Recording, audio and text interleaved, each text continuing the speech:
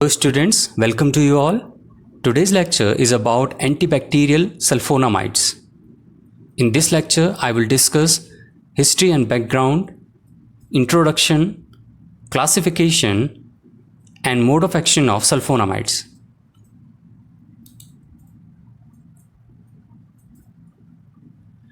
The sulfonamides are a group of synthetic medicines that contain the sulfonamide chemical group. Sulfonamides were the first effective chemotherapeutic agents used for the cure of bacterial infections in humans. Due to the development of bacterial resistance and the increasing use of broader spectrum penicillins, sulfonamides lost their importance. Nowadays, they occupy a small place in the list of effective anti-infective agents.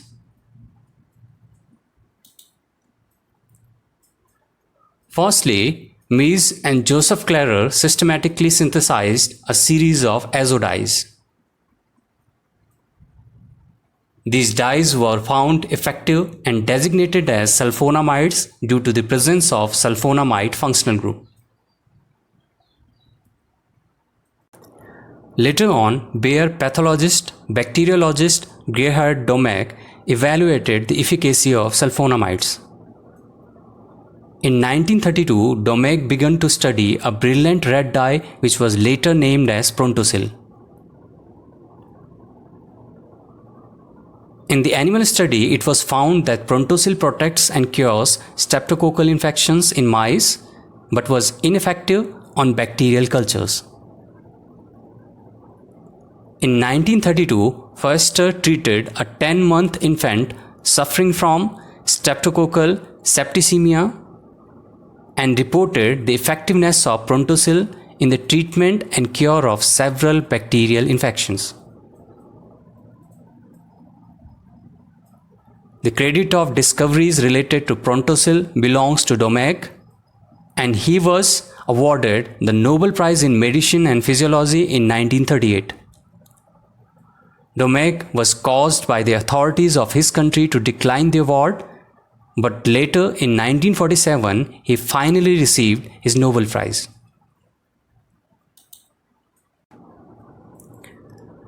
Prontosil is totally inactive in vitro but possesses excellent activity in vivo. This unique property of the drug attracted much attention and inspired a whole lot of research activity into the sulfonamides. Later on, it was found that it is a prodrug which requires enzymatic activation. So Prontosil is metabolized to sulfanilamide in the presence of azo reductase. Sulfanilamide is a much simpler, colorless molecule. Sulfanilamide is the active form of the drug while Prontosil is a prodrug form. Here, in vitro term describes medical procedures, tests, and experiments that researchers perform outside of a living organism by maintaining conditions similar to that of inside of the body. The term in vivo refers to a medical test, experiment, or procedure that is done on or in a living organism such as a laboratory animal or human. Following the dramatic success of Prontosil, a host of sulfanilamide derivatives was synthesized and tested.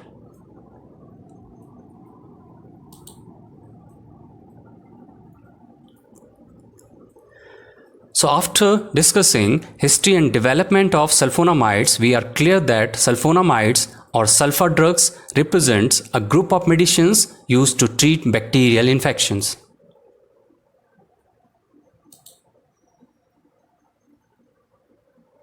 Nomenclature of the sulfonamides.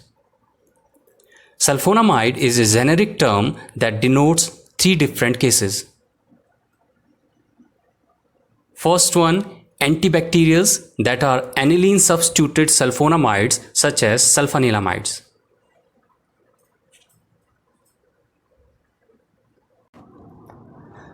Second one, prodrugs that react to generate active sulfonylamides such as sulfasalazine.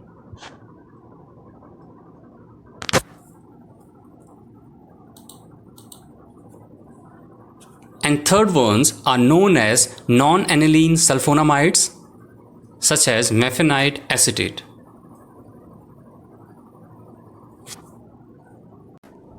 Next is classification of sulfonamides. Sulfonamides are generally classified according to their duration of action or treatment strategy. Three major categories according to duration of action are short-acting, intermediate-acting, and long-acting agents.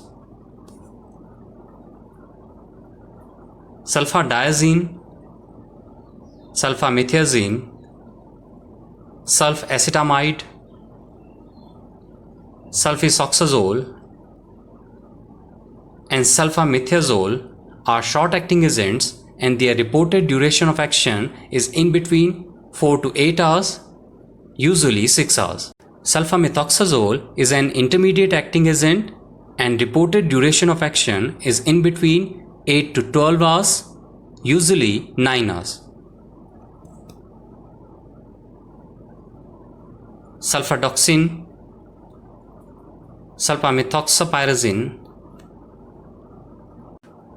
and sulfadimethoxine are long-acting agents and their action lasts till 7 days.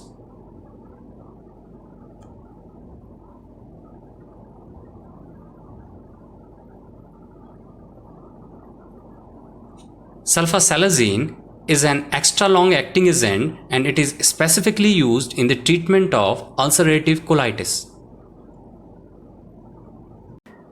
Mefenide, silver sulfadiazine, and sulfacetamide are poorly absorbed agents and that is why they are used as topical agents. Few other antibacterial agents which can be used in combination or as a single agent includes dihydrofolate reductase inhibitors such as trimethoprim and cotrimoxazole and sulfone such as Dapsone. Following are the structures of short-acting sulfonamides such as sulfamethisole, sulfasoxazole, sulfacetamide, sulfasoxazole acetal,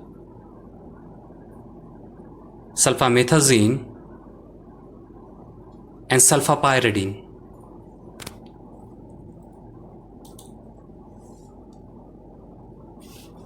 Sulfamethoxazole is an intermediate acting agent.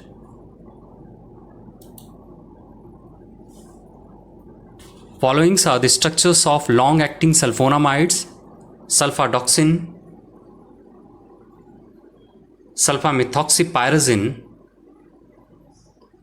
and sulfadimethoxine.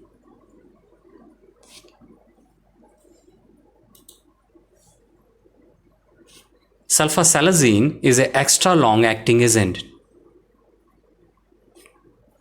Following are the structures of poorly absorbed sulfonamides such as mefenide, silver sulfadiazine, and sulfacetamide. Next are folate reductase inhibitors. Trimethoprim is closely related analog of several antimalarials but does not have good antimalarial activity by itself. It is, however, a potent antibacterial. Trimethoprim was originally introduced in combination with sulfamethoxazole, but now it is also available as a single agent. Only the concern is that when used as a single agent, bacteria now susceptible to trimethoprim will rapidly develop resistance.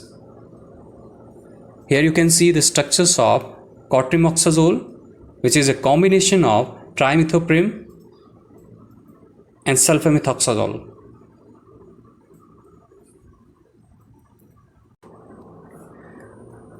Next drug candidate, dapsone, belongs to a class of drugs known as sulfones.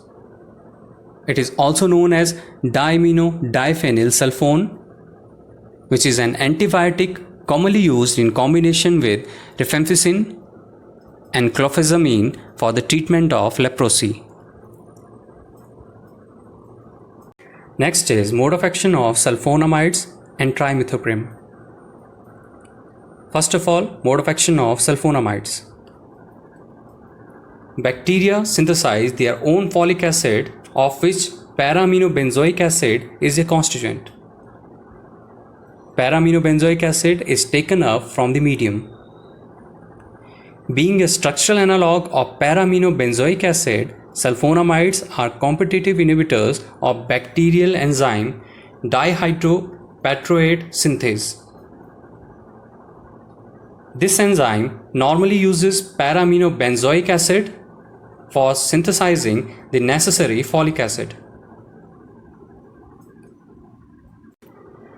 It is believed that sulfonamides competitively inhibit the para-aminobenzoic acid with patridine residue, which conjugates with glutamic acid to produce dihydrofolic acid, and folate is required for cells to make nucleic acids such as DNA or RNA.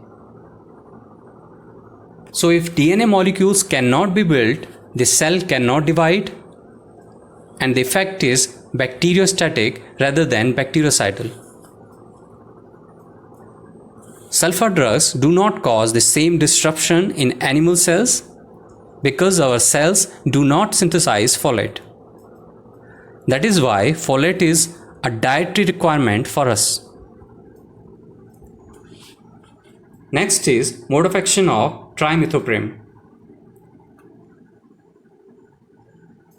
Trimethoprim is an antifolate antibacterial agent which binds to dihydrofolate reductase and inhibits the reduction of dihydrofolic acid to tetrahydrofolic acid. Tetrahydrofolic acid is an essential precursor in the thymidine synthesis pathway. Interference within this pathway inhibits bacterial DNA synthesis.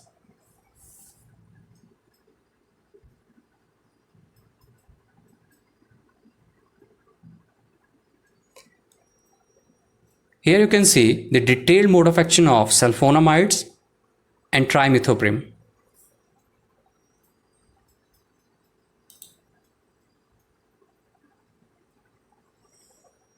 Thank you.